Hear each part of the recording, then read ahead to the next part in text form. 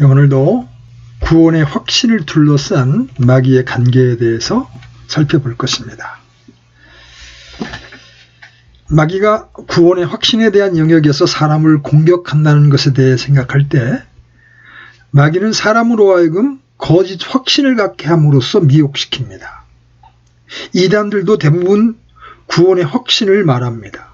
신천지, 하나님의 교회, 안식교 교인들도 구원의 확신을 말합니다. 문제는 그들이 마귀의 관계에 속아 비성경적 교리에 기초한 확신을 갖고 있다는 점입니다. 그런데 마귀는 거짓 확신으로 사람을 속이는 것으로 끝내지 않습니다. 마귀는 참되게 거듭난 신자들의 확신도 흔들려고 노력합니다. 오늘 우리는 그러한 마귀의 관계에 대해 살펴볼 것입니다. 우리가 먼저 반드시 기억해야 할 것은 마귀가 아무리 발악할지라도 우리의 구원은 빼앗을 수 없다는 것입니다. 그러나 마귀는 우리의 구원은 빼앗을 수 없지만 구원의 기쁨, 즉 구원의 즐거움은 빼앗을 수가 있습니다. 그러므로 우리는 그리스도인일지라도 참 구원의 즐거움을 맛보지 못할 가능성이 있습니다. 이것은 소위 비참한 그리스도인에 대한 설명이 되죠. 사람들 중에는 그리스도인이 비참하게 될 수 없다고 말하는 사람들이 있습니다. 그러나 마귀의 관계가 그리스도인을 비참하게 하고 있기 때문에 그리스도인도 얼마든지 비참하게 될 수 있는 겁니다. 그러므로 우리는 이 점에 대해서 주의해서 살펴보아야 합니다. 가장 먼저 우리가 생각해야 할 것은 마귀는 구원의 확신을 가지는 것이 옳으냐에 대한 의문을 갖게 한다는 것입니다. 그리스도인들 중에는 구원의 확신을 가질 수 없다고 주장하는 사람들이 꽤 있습니다. 예를 들면 로마 가톨릭 교회는 확고한 구원의 확신을 소유할 가능성을 부인합니다. 이 세상에서 생활하는 동안은 그가 천국에 갈 것이라는 확신을 가질 수 없다고 말합니다. 이것은 로마 가톨릭이 복음에 대해 잘못 이해하고 있는 점입니다. 그들은 복음의 교리를 그들의 복잡한 체제에 맞게 적응시키고 있습니다. 이것은 교회에 소속된 한 사람 한 사람은 언제나 사제에게 의존한다는 것을 의미하고 그는 언제나 그의 죄를 사제에게 고백해야 한다는 것을 의미합니다. 그래서 고해성사와 거기에 따르는 모든 것, 즉 면제와 죽은 자를 위한 기도가 유래된 겁니다. 이것은 죽은 자들이 살아있는 신자의 도움이 필요하다는 것을 의미합니다. 심지어 죽을 때에도 그의 운명은 확실치 않다고 생각합니다. 신자는 먼저 연옥이라고 불려지는 곳에 가야 한다고 생각합니다. 죽은 자가 연옥에 있을 동안 지상교회는 그 죽은 자를 위해 기도해야 하고 그들을 위해 촛불을 켜고 그들을 위해 교회에 돈을 바쳐야 한다는 것입니다. 물론 그들은 교회가 궁극에 가서는 구원받았다고 결정하리라고 기대합니다. 그러나 구원에 관한 불확실성은 이 세상에 있는 한은 계속되는 겁니다. 로마 가톨릭 교회의 모든 교리와 실행은 이 확신의 교리를 제거하고 있습니다.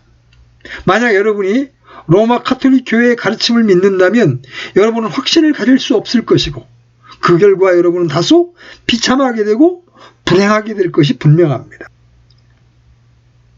그런데 불행하게도 이와 같은 가르침은 로마 가톨릭 교회에만 국한된 것이 아닙니다. 그 가르침을 받아들이는 경향이 있는 개신교도들이 있는데 그들 가운데 얼마는 훌륭한 신자들입니다.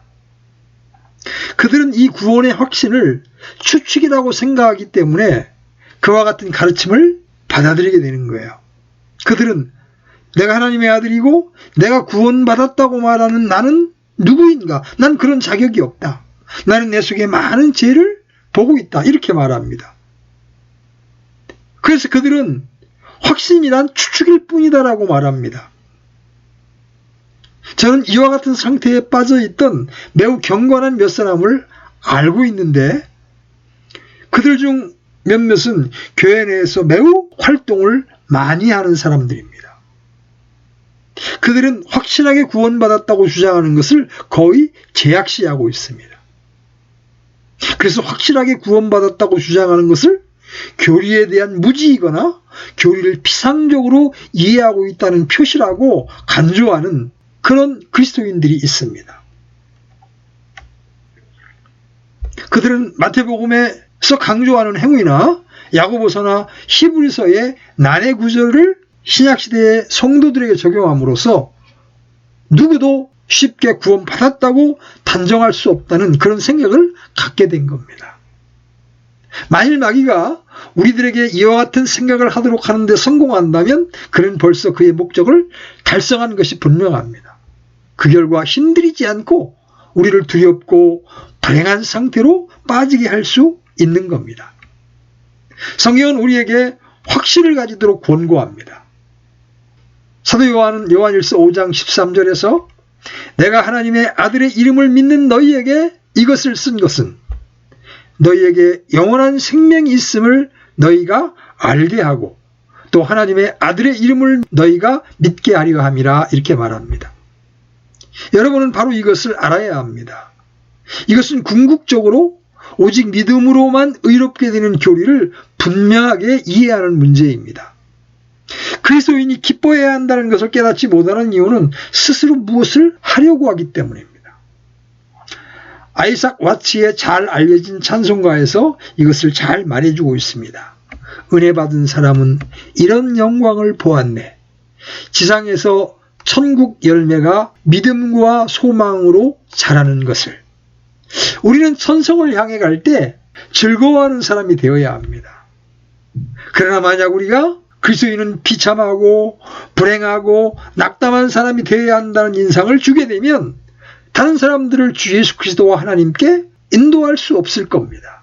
그래서 마귀는 이 잘못된 가르침을 매우 유용하게 활용하는데 특히 아주 성실한 사람들에게 그렇게 합니다. 왜냐하면 그 성실한 사람이야말로 복음의 가치를 떨어뜨리고 잘못된 교리를 주장하는 것을 매우 두려워하기 때문입니다.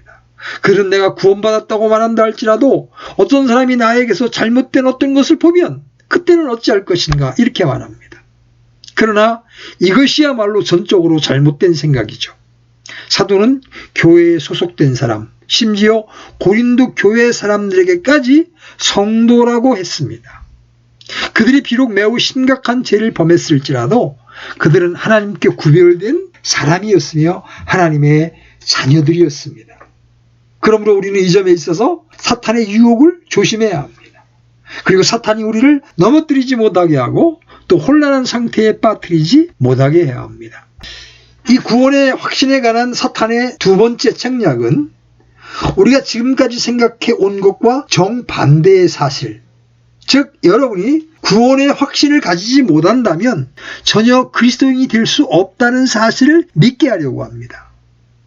또다시 우리는 마귀의 방법과 그의 행동 원리가 언제나 동일하다는 사실을 보게 됩니다. 즉 그것은 한쪽 극단에서 정반대의 다른 극단으로 그리스도인을 유도합니다.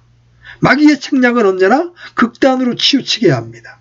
그래서 우리가 구원의 확신은 불가능하다는 그의 주장에서 벗어나게 될 때 그는 이제 다시 그와 다른 면을 주장하여 말하기를 만약 너희들이 확신을 가지지 않는다면 전혀 그리스도인이 아니다 이렇게 말하는 겁니다. 여기에 우리가 매우 조심해야 할 문제가 있습니다. 심지어 종교개혁자들조차도 어떤 면에서 어느 정도 이 유혹에 빠졌습니다. 그들이 왜 그렇게 유혹되었나 하는 것을 이해한다는 것은 어려운 일이 아닙니다. 물론 종교개혁주의는 제가 언급해온 로마 카톨릭의 가르침에 대한 반발로 일어났습니다. 그들은 믿음의 원리, 즉 오직 믿음으로만 의롭게 된다는 사실을 강조하고자 했습니다. 마르틴 루터의 경우를 생각해 보십시오. 수도사로서 그는 불행했습니다. 왜냐하면 그는 선한 자가 아니라는 것을 알았기 때문입니다. 즉 그는 모든 죄를 제거할 때까지, 실로 죄를 범하지 않을 때까지, 죄의 욕망이 그로부터 떠날 때까지 그가 그리스도인이라는 것을 확신할 수 없었기 때문입니다. 로마 가톨릭 교회는 그가 그리스도인이라는 확신을 가지기 전에 그에게 완전히 성화되어야 한다고 가르쳤습니다. 그러나 어느 날 갑자기 성령이 의인은 믿음으로 살리라 하는 이 영광스러운 신약성경의 가르침에 그의 눈을 뜨게 했습니다. 그래서 그는 하나님의 의인은 믿음을 통해서 주어진다는 것을 알았습니다. 그리고 그 의인은 즉각적으로 받을 수 있는 어떤 것임을 알았습니다. 그는 단번에 자유케 되었고 동시에 구원의 확신으로 즐거워하게 되었습니다. 그러므로 루터와 그를 따른 다른 개혁자들이 참된 믿음이 있으면 확신을 가지게 되고 이 사실을 진실로 알고 믿으면 저절로 확신 가운데 즐거워할 수 있고 절대적인 확신을 갖게 된다고 주장하는 것은 놀라운 일이 아닙니다. 그러나 그들은 그렇게 주장하는 데 있어서 너무 극단으로 나아갔습니다. 물론 그들은 칭의의 중요한 요소를 지적하였기 때문에 로마 가톨릭보다는 훨씬 훌륭하였습니다. 그러나 너무 지나치게 극단으로 흘렀습니다. 그들은 믿음에 수반되는 고통을 이야기하지 않음으로써 많은 그리스도인들의 마음에 큰 불행과 의문을 야기시키게 되었습니다. 우리는 초기 개혁자들의 가르침이 잘못되었음을 요한일서 5장 13절을 인용하여 입증할 수 있습니다. 내가 하나님의 아들의 이름을 믿는 너희에게 이것을 쓴 것은 너희에게 영원한 생명이 있음을 너희가 알게 하고 또 하나님의 아들의 이름을 너희가 믿게 하려 함이요. 요한은 믿는 자에게 이 글을 쓰고 있는 겁니다. 그들에게는 확신이 결핍되어 있기 때문에 요한은 그들이 확신을 가지도록 하기 위해서 이 글을 쓰고 있는 거예요. 물론 어떤 의미에서는 히브리서도 같은 목적으로 쓰여졌습니다. 다시 말하면 참 신자가 되어도 여러 가지 이유 때문에 구원의 확신이 부족할 수도 있다는 것을 우리는 인정해야 합니다. 불완전한 가르침이나 마귀가 이런저런 방법으로 너무 지나치게 우리 자신을 바라보게 하기 때문에 확신이 없는 신자가 될 수 있습니다. 우리들은 자신을 반성하도록 가르침을 받았습니다. 그러나 만약 우리가 너무 지나치게 자신을 반성하게 되면 우리는 비참하고 불행한 상태에 빠지게 됩니다. 그러므로 우리는 자신을 전혀 반성하지 않는 것과 너무 지나치게 자신을 반성하는 두 극단을 피해야 합니다. 이것이야말로 믿음에 의해서만 구원의 확신을 얻을 수 있다고 하는 칭의의 교리를 분명하게 이해하는 겁니다. 사도 바울은 로마서 5장 1절에서 그러므로 우리가 믿음으로 의롭게 되어 우리 주 예수 그리스도를 통해 하나님과의 화평을 누리는도다 이렇게 말했습니다. 칭의에 대해서 분명히 이해하게 되면 확신을 가지고 또 그 확신으로 기뻐하게 된다는 것을 보여줍니다. 여러분은 확신이 없이도 구원에 대한 확실한 지식이 없이도 그리스도인이 될 수 있습니다. 그러면 여러분은 내가 진정 그리스도인인지 아닌지 어떻게 알 수 있느냐라고 질문할 수 있을 겁니다. 그러나 여러분이 죄인이라는 사실을 안다면, 만약 여러분이 자신의 행위에 의지하지 않는다면, 여러분이 주 예수 그리스도만을 바라보고 주님께서 그분의 지상생활과 십자가 위에서의 죽으심과 부활하심과 승천하심으로 말미암아 우리를 위하여 완성하신 일을 바라본다면 여러분이 여러분 자신을 내려다보지 않고 육신의 생각을 신뢰하지 않고 또 주님 안에서만 소망을 갖고 주님을 신뢰하고 의지한다면 여러분은 그리스도인입니다. 여러분이 필요로 하는 것은 훈련입니다. 그 훈련을 통하여 여러분은 진리에 완전히 눈뜰 수 있을 겁니다. 여러분은 확신이 없이도 그리스도인이 될 수 있습니다. 그러나 여러분은 확신을 가져야 합니다. 확신 없이 만족해서는 안 됩니다. 구원의 확신이 없으면 여러분은 매우 불완전한 그리스도인이라는 것, 즉 자신의 경험과 증거만으로는 불완전하다는 것을 깨달아야 합니다. 우리는 오직 기뻐하는 사람이 되어야 합니다.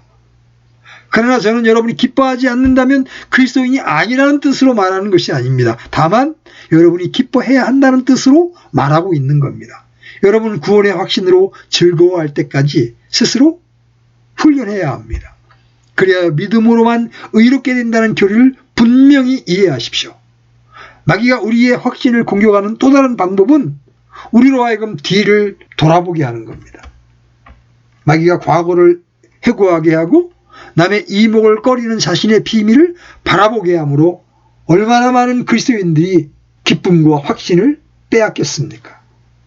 그러므로 사람들에게 지나간 과거는 지나간 그대로 놔두고 그들이 뒤에 있는 것을 잊어버려야 할 필요가 있다고 상기시켜주는 목회자나 영적 의사와 같이 우리도 종종 영혼들에게 그렇게 말해줘야 합니다. 마귀는 이제 막 그리스도인이 된 사람, 아마도 인생 말년에 그리스도인이 된 사람에게 와서 너무 때가 늦었어. 너는 겁장이고 비열한 자야. 너 지금까지 세상의 쾌락을 만끽했잖아. 이제 내가 나이가 들고 죽음에 직면하고 있다는 사실에 두려움을 느끼기 시작해서 하나님과 그리스도를 향하고 있어. 넌 겁쟁이야. 너는 때가 너무 늦었어. 이렇게 말합니다. 아마 마귀는 여러분의 허송한 세월을 생각나게 할 겁니다. 여러분이 오랫동안 하나님을 믿지 않고 세속적인 생활을 했습니다. 그러므로 여러분은 그와 같이 하나님을 믿지 않고 생활한 과거를 잊을 수 없습니다. 여러분은 그 과거를 돌이켜보게 됩니다. 마귀는 이와 같은 방법으로 여러분을 비참하게 만들어버릴 수 있기 때문에 여러분은 아주 낙심하게 될 것입니다. 여러분은 자기가 허송세월한 세월 때문에 구원의 기쁨을 모두 잃게 될 것입니다. 그러나 여러분 기억하십시오. 과거의 일은 돌이킬 수 없습니다. 여러분은 다시 과거로 돌아갈 수 없습니다.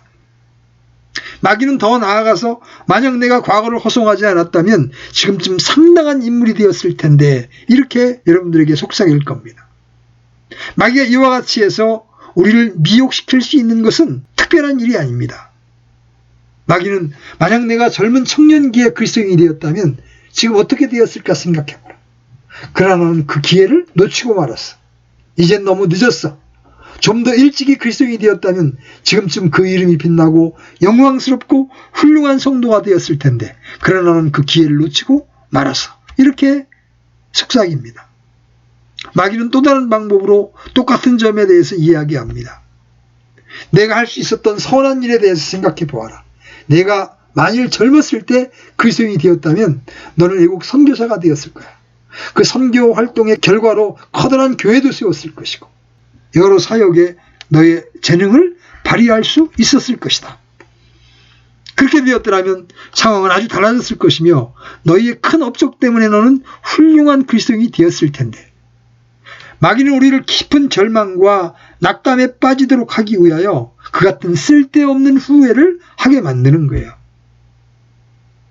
그는 돌이킬 수 없이 지나가 버린 기회에 대해 쓸데없이 후회하도록 하는 그런 방법으로 여러분의 과거를 돌아보게 하려고 합니다. 여러분은 그런 마귀에게 무엇이라고 대답하며 어떻게 대처합니까? 저는 하나님의 이름으로 여러분에게 말합니다. 과거를 돌이켜보게 하는 것은 바로 마귀라는 사실을 깨달으십시오. 마귀가 그렇게 하는 이유는 여러분의 현세와 내세의 생활을 망치게 하려고 하고 있기 때문입니다. 그는 여러분이 과거를 돌이켜보는 한은 현재의 생활에서 즐거워하지 못할 것이고 현재 여러분의 일을 원만하게 하지 못할 것이며 또 미래에도 여러분이 일을 할 수 없다는 것을 알고 있습니다. 후회는 소용없는 일입니다. 여러분은 과거의 잘못을 원상태로 돌이킬 수 없습니다. 여러분이 과거의 일에 대해서 할 수 있는 것은 아무것도 없습니다. 공연히 시간을 허비하지 마십시오. 단지 여러분을 공격하고 있는 것은 마귀라는 사실을 명심하십시오. 과거의 일 때문에 우울하게 되는 것은 현재에 우울하다는 것을 의미합니다. 주를 기뻐하는 것이 우리의 힘인 것과 같이 여러분이 불행할 동안 그리스도인의 기능을 제대로 발휘할 수 없음이 분명합니다. 과거를 돌이켜보지 말라는 것은 바로 이와 같은 이유 때문입니다. 그러나 저는 이 점에 있어서 마귀의 유혹에 대한 또 다른 근거를 제시함으로 여러분을 격려하고자 합니다. 마귀는 허송해버린 시간은 돌이킬 수 없는 것이다. 너는 결코 또다시 기회를 가질 수 없을 것이다. 세월은 영원히 흘러가 버렸다. 너는 인생을 완전히 낭비해버렸다고 말합니다. 그러나 여러분은 그에게 돌아가서 나는 네가 거짓말하는 자요 거짓의 아비요 처음부터 거짓말하는 자라고 말씀하신 주님의 말씀을 기억하고 있다. 나는 내가 말하는 것이 참되지 못하므로 너는 거짓말쟁이인 줄 안다. 하나님은 나에게 나의 죄들과 불법을 다시는 기억하지 않겠다고 말씀하셨다. 나는 이 말씀을 믿고 하나님께 감사한다. 이렇게 말하십시오. 하나님의 말씀은 거짓이 없는 진리입니다. 마귀의 말에 귀를 기울이지 마십시오. 과거의 일 때문에 절망적일 필요가 없습니다. 그것이 현재와 미래를 구속해서는 안 됩니다. 하나님은 여러분을 구원하셨습니다. 여러분을 새로운 창조물로 만드셨습니다. 여러분은 세상에 있지만 새로운 사람입니다. 그런 거로 과거의 일을 지나치게 생각하지 마십시오. 뒤돌아보지 마십시오. 과거의 일을 회상하는 것은 언제나 마귀의 장난입니다. 과거를 회상하지 마십시오. 확고부동하게 여러분 앞에 놓인 영광스러운 미래를 바라보십시오. 또한 마귀는 때때로 과거의 죄를 생각나게 해서 그 죄로부터 꼼짝도 못하게 합니다. 여러분이 어느 쪽을 바라보든지 거기에는 과거에 범한 죄가 있습니다. 간단한 예를 하나 들어보겠습니다. 77살에 그리스도인이 된 한 노인이 있었습니다. 그는 77살이 되어서야 매우 놀라운 방법에 의하여 회심하게 되었고 그가 처음으로 주의 만찬에 참여할 때가 왔습니다. 그는 전에 주의 만찬에 참가해 본 적이 한 번도 없었습니다. 이 사건은 그의 일생에 있어서 매우 중요한 순간이었습니다. 구원의 길을 찾고 믿음으로 의롭게 된다는 것을 깨달은 그 노인은 그의 모든 죄가 용서받았다는 것과 하나님이 이 모든 죄를 그분의 망각의 바다에 던지셨다는 것을 보기 위해 왔습니다. 그는 진실로 그의 구원에 기뻐했습니다. 그 노인이 처음으로 참가한 만찬을 베푼 일요일 저녁에 그는 기쁨으로 눈물이 뒤범벅이 되었습니다. 그는 실로 천국의 맛을 느끼고 있었습니다. 다른 신자들도 그와 함께 모두 즐거워했습니다. 그런데 다음날 월요일 아침 그는 사역자의 대문을 두드릴 수밖에 없었습니다. 사역자가 대문을 열려고 밖으로 나갔을 때 대문 앞에 낙심하고 아주 비참한 얼굴로 눈물을 억제하지 못하고 서 있는 이 가련한 노인을 발견했습니다. 사역자는 방으로 그를 데리고 와서 그 사유를 물었습니다. 사역자는 그가 왜 괴로워하고 있는지 그 이유를 알게 된 거죠. 그는 즐거워하는 이웃과 함께 교회에서 집으로 돌아갔다 합니다. 그리고 잠자리에 들었습니다. 그런데 갑자기 30년 전 술집에서 종교에 대한 토론을 할 때 예수는 개자식이다. 여러 번 반복해서 주님을 저주한 말이 생각났던 겁니다. 그는 지난 30년 동안 한 번도 그것에 대해 생각해 본 적이 없었습니다. 아마도 그는 똑같은 말을 여러 번 짓거렸겠죠. 이것이 그가 아침 일찍 사역자를 찾아온 이유였습니다. 그는 회심했고 구원을 기뻐하는 그리스도인이 되었고 그의 첫 번째 만찬에 참가하여 기쁨과 행복이 극도에 달했습니다. 그런데 그의 일생에 더없이 행복했던 그날 밤 잠자리에서 그는 갑자기 그의 과거를 생각하게 된 겁니다. 그와 같은 생각이 어디에서 옵니까? 그것은 바로 마귀의 간계 중에 하나이고 사악한 자의 불화살 중에 하나입니다. 마귀는 그 노인이 즐거워하고 있는 것을 알고는 이 가련한 노인에게 그 불화살 중에 하나를 던졌습니다. 그는 50년 전에 한 죄를 끄집어내어 그 노인을 공격했습니다. 내가 도대체 누구이길래 만찬에 참여하는가?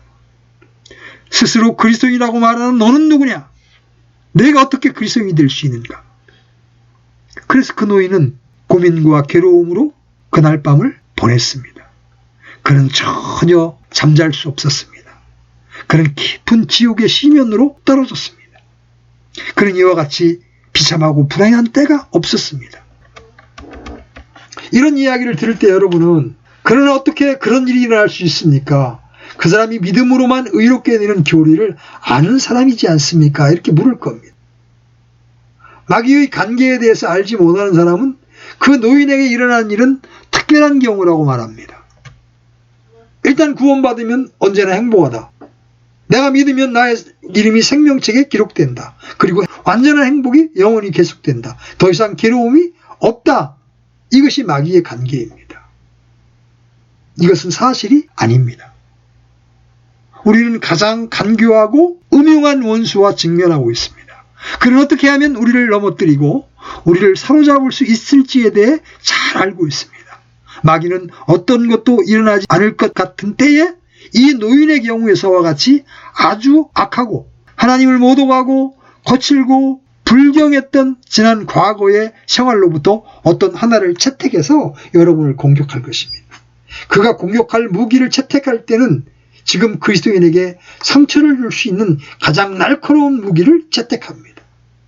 즉 그것은 그를 사랑하고 그를 위해 죽으신 하나님의 아들에 대해서 이 노인이 말한 것 같이 그런 저주의 말을 한 적이 있다는 것을 갖고 공격을 합니다. 그래서 마귀는 그것을 가지고 그리스도인을 고발해서 그로부터 기쁨과 확신을 빼앗습니다. 이와 같은 상황에 대처하는 유일한 방법은 지난 과거에 여러분이 이야기한 것이 문제가 되지 않는다는 것이며 지금 여러분이 무엇을 말하고 있느냐가 중요하다는 겁니다.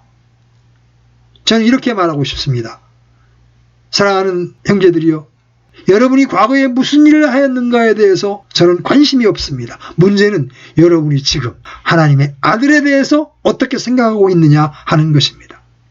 저는 그 나이 많은 노인이 그렇게 괴로워하시고 있는 것은 그리스도인이 되었다는 증거라고 말하고 싶습니다. 만일 그가 그리스도인이 되지 않았다면 그는 여전히 하나님의 아들에 대해서 악담을 하고 있을 것입니다. 그가 괴로워하고 있는 것은 그가 진정으로 그리스도인이 되었다는 증거였습니다. 만약 그가 그의 혀를 자를 수 있었다면 그는 그렇게 했을 것입니다. 그는 하나님의 아들에 대한 무시무시한 악담을 지어버릴 수만 있다면 무엇이든 하였을 겁니다. 만약 여러분이 믿음에 굳게 선다면 여러분은 그 마귀를 역습하여 그를 쫓아버릴 수가 있습니다. 만약 주님을 사랑하고 주님을 알기를 원한다면 여러분이 과거에 말한 악담이나 과거에 저지른 죄가 문제가 안 된다고 주님의 이름으로 말씀드릴 수 있습니다. 문제는 여러분이 지금 무엇을 이야기하고 있느냐 하는 것입니다. 과거의 일이 무엇이든 상관하지 마십시오. 신자들의 경험이 다양하기 때문에 이런 문제도 제기됩니다. 여기에 마귀가 빈번히 사용하는 가장 성공적인 방법이 있습니다. 자, 어떤 사람이 그리스도인이 됩니다. 그래서 그에게는 기쁨과 찬양과 감사가 충만합니다. 그러나 시간이 지남에 따라 그는 처음에 느꼈던 것 같은 느낌은 없어지고 또 처음에 누렸던 기쁨이 없는 것 같다는 것을 알게 됩니다. 처음에는 모든 것이 놀라웠습니다. 그래서 성경을 읽고 기도하고 친교를 나누고 모든 일에 활동적이었습니다. 그러나 이제 그는 더 이상 그 같은 마음이 없다는 것을 느끼기 시작합니다. 그는 전에 가졌던 느낌을 가지고 있지 않습니다. 그는 즐겁지 않고 호기심도 없어지고 있다는 것을 깨닫습니다. 그는 이사야 50장 10절에서 이사야 선지자가 흑암 중에 행하는 하나님의 자녀라고 묘사한 것과 같이 흑암 중에 행하는 것 같습니다. 그는 어떤 것을 잃어버렸다고 느끼며 다시는 그것을 찾을 수 없다고 느낍니다. 그는 내가 처음에 주님을 보았을 때 보았던 그 축복이 어디에 있는가 이렇게 말하기 시작합니다. 그 다음 단계로 그는 다음과 같이 말합니다. 내가 정말 그리스도인인지 의심스럽다. 정말 그리스도인이라면 이와 같은 쓰라린 경험을 하지 않을 것이다. 모든 것이 더욱더 좋아져야 할 것인데 점점 나빠지는 것 같다. 내가 그리스도인인가? 내가 그리스도인이었던 적이 있었던가? 내가 전에 경험한 것은 어떤 속임수가 아닌가? 나에게 일어났던 것은 어떤 심리적인 현상이 아니었나? 그러니 결국 내가 그리스도인이 아닌 것이 확실하지 않은가? 어떤 사람이 그리스도인이 될 때 그는 갑자기 땅으로부터 하늘로 올리워져서 그곳에서 생활하는 것이 아닙니다. 그리스도인에게는 경험이 다양합니다. 어느 때는 하늘을 나는 것 같은 기쁨을 누릴 때가 있는가 하면 어느 때는 깊은 신면에 빠질 수도 있습니다. 그때 우리가 바라보고 의지해야 할 것은 나의 상태나 나의 감정이 아니라 바로 기록된 하나님의 말씀이라는 거예요. 하나님께서 나를 사랑하셔서 독생자를 보내셨고 그분의 희생으로 말미암아 내가 구원을 받았다. 지난주에도 우리가 살펴보았지만 육체적인 요소와 심리적인 요소 또 영적인 요소는 서로 충돌을 합니다. 우리가 본 바와 같이 마귀는 우리의 경험의 다양성을 이용해서 그리스도인을 불행하게 하고 그리스도인인지 아닌지 의심나게 만들어버립니다. 사실 마귀는 우리가 주 예수 그리스도와의 관계에 관심을 돌리는 대신 우리의 상태와 기분과 감정에 관심을 집중시키게 합니다. 그래서 우리가 구원의 기쁨을 경험하지 못하게 만드는 거죠. 여러분이 이해할 수 있도록 일례를 들어보겠습니다. 사람은 맥박이 고동치는 심장을 가지고 있습니다. 만약 맥박이 너무 빠르거나 너무 느리면 뭔가 잘못된 겁니다. 그죠? 맥박이 뛰는 것은 매우 중요합니다. 그러나 만약 여러분이 맥박을 헤아리는데 여러분의 모든 시간을 허비한다면 그 일 외에는 다른 어떤 것도 할 수가 없을 겁니다. 꼭 이와 똑같은 일을 하는 그리스도인이 많이 있습니다. 그들은 그들의 영적인 맥박이나 체온을 조사하는데 모든 시간을 허비합니다. 그들은 건강하다고 확신하지 않기 때문에 온도계로 그들이 체온을 조사하고 맥박도 조사합니다. 많은 그리스도인들이 이와 같은 상태에서 그들의 모든 생활을 허비합니다. 그것은 마귀의 간계에 의해서 그렇게 된 겁니다. 그들은 물론 나는 건전한 그리스도인이 되기 원하고 건강하게 되기를 원한다 이렇게 말합니다. 옳은 말입니다. 그러나 여러분은 너무 건강에 대해서 염려하게 되면 정상적인 균형을 잃어버리고 병이 들게 된다는 것을 알아야 합니다. 균형의 문제는 아주 중요합니다. 경박하고 의심이 많은 그리스도인과 우울하고 신경이 예민하고 지나치게 염려하는 그리스도인은 모두 잘못된 겁니다. 많은 사람들이 그러하죠. 문제의 해결은 여러분이 불행하고 비참하다고 느낄 때는 언제나 나는 무엇 때문에 불안한가 하고 자신에게 물어보아야 한다는 것을 깨닫는 겁니다. 그러면 여러분은 주님과의 관계를 즐거워하지 않기 때문에 그리고 주님과의 관계가 올바른가에 대해서 의심하기 때문에 불행하게 된다는 것을 알게 될 것입니다. 내가 무엇을 느끼든지 간에 중요한 것은 주님과의 관계입니다. 그리고 나의 감정은 주님과의 관계를 조금도 변화시키지 못합니다. 만약 여러분의 이름이 어린 양의 생명책에 기록되어 있다면 여러분이 무엇을 느끼든지 상관하지 말고 하나님께 감사하십시오. 중요한 것은 바로 하나님께 감사하는 것입니다. 이것을 표현한 시 한 편을 들어보십시오. 기쁨의 희망과 의심의 구름 사이를 우리의 감정이 오락가락하네. 우리의 재산은 끊임없는 흥망성쇠를 되풀이하네. 감정과 생각은 한시도 일정하지 않구나. 그러나 주님 당신은 변함이 없으니 언제나 동일하신 분. 주께서 나를 붙잡으시고 내가 강건하여지고 주께서 나를 붙잡으시니 내가 강건하여지고 나의 마음은 평화롭도다. 내가 주님의 손을 놓친다면 어둠과 불안이 엄습하리라. 나의 연약한 손이 주님을 붙들어 만족하지 않게 하소서. 주님의 강한 팔이 나를 붙들 때에만 경외함으로 나는 기뻐하리라. 나는 주님을 놓쳐버렸다고 느낄 수 있습니다. 그러나 주님은 결코 나를 버리지 않을 것입니다. 나는 결코 너희를 떠나지 않을 것이며 너희를 버리지 않을 것이다. 나는 결코 너희가 떠나가도록 내버려 두지 않을 것이다. 여러분이 무엇을 느끼든지 이 말씀을 의지하십시오. 그분은 결코 여러분이 떠나가도록 내버려 두지 않을 것입니다. 주님은 자신을 부인할 수 없으시며 여러분은 주님의 영원한 소유임을 부인할 수 없습니다. 나의 연약한 손이 주님을 붙들어 만족하지 않게 하소서. 주님의 강한 팔이 나를 붙들 때에만 경외함으로 나는 기뻐하리라. 여기 경외함으로라는 말을 첨가한 것을 여러분 주목해 보십시오. 그것은 놀라운 것입니다. 경외함으로 기뻐한다는 것은 주님의 강한 팔이 나를 붙든다는 거예요. 마귀가 여러분에게 와서 여러분의 감정과 기분과 상태가 다양하기 때문에 여러분을 넘어뜨리려고 할 때 여러분은 그에게 나는 나의 강함에 의하여 구원받은 것이 아니고 그리스도에 의하여 구원받았다. 그러니 나는 주님만 의지하고 있다. 이렇게 말하십시오. 그렇게 말하면 여러분의 감정은 정상을 되찾을 겁니다. 그 말은 여러분을 정상으로 돌아가게 할 것입니다. 여러분이 주님만 의지하는 한 주님의 강한 팔이 여러분을 붙들고 여러분은 마귀의 간계에 패배하지 않을 것이며 말할 수 없는 영광스러운 즐거움으로 기뻐하게 될 것입니다. 오늘은 신자에게 구원의 확신에 대한 의심을 품게 하는 마귀의 간계에 대해서 살펴보았습니다. 마귀는 이런 일들을 통해서 우리의 기쁨을 빼앗아가고 우리의 활력을 도둑질해갑니다.